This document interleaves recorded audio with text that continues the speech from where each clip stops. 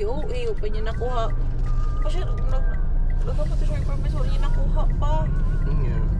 Gato daw ang iyahang diploma. O kanang siyang TOR. Pa daw. Yan ang life.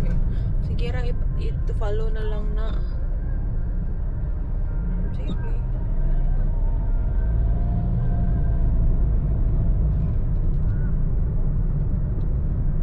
To last day ni last week to Thursday una man siya ni duty Friday kay spend time na siya mga friends and family before siya malarga naman siya sa Manila na mga by Sunday dapat 3 days before siya ang flight shoot na siya nagto basta pa makabi nakaliko straight ka? Hindi ko pera hindi utak ka Asa ko?